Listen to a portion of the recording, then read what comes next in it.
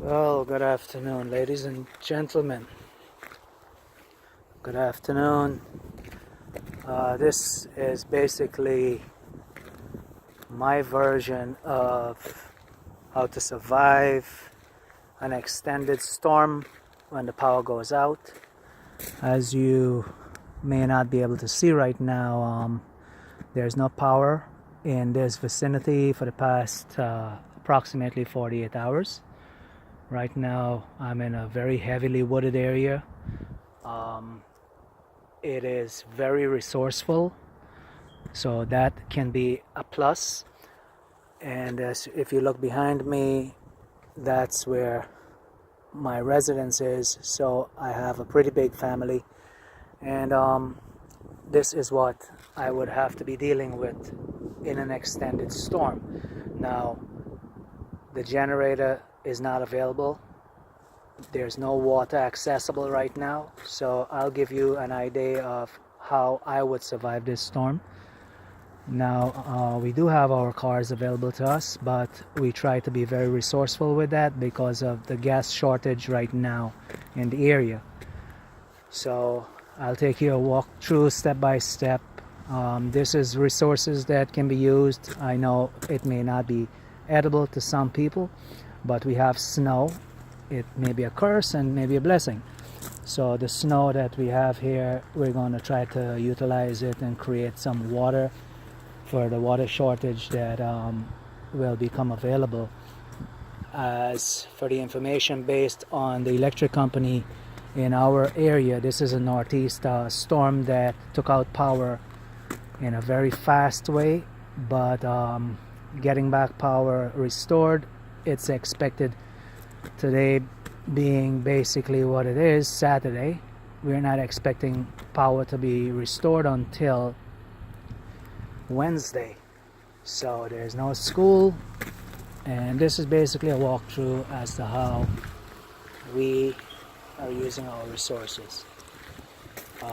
We're going to filter our water from the snow that is dripping down slowly, capitalizing on the weather warming up a little bit. So as you can see, we're having very clean water. It is edible, but as you can see right there, it's pretty clean, and we have a clean bucket of water, and it speaks for itself. Now, if you're not comfortable drinking it, of course you can always go out to buy water. But being what the situation is, there's not very many resources available right now. There are limited resources. Very many stores are out of power. Now, this is a makeshift little, I know some people may think of it as foolish, but it's survival. This is a little makeshift freezer. We're capitalizing on the weather remaining a little cold, so we just built up some snow that we can put easy stuff to store inside, and even if we have to pack some snow inside of it, we used basically some old styrofoam that we had for support to get the snow packed in properly, and that's what we are doing.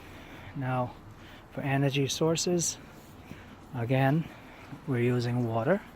We're trying to catch all the drips that we can get, and I wouldn't waste it. So with that, I'll get my bucket and refill my bucket. And also, as you can see, that's one of my very important tools so that I can cut the wood from the trees that have fallen, and we're going to use that for boiling and cooking water.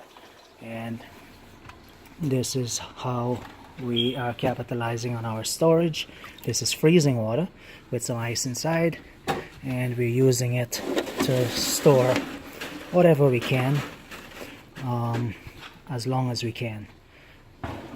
Now, I have a 5-gallon container of gas, but that's to be reserved.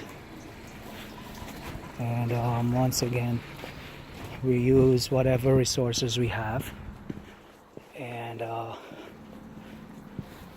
we get things done just to survive. This is some of the sticks that I picked up, basically to make sure that you have fire running all through the night, even if it's one ember, but secure it properly. Regardless of where it is, we want to secure it with that mesh so that none of the embers may blow out into the wooded area and create a fire or a problem. So this is basically what we use, our self-made pit to keep us warm to some degree and to keep fire going. And we have a clean 5-gallon container of water, and this is basically what we try to preserve for the young ones. And inside I'll show you basically a little bit of what we do, because it's just a quick glimpse.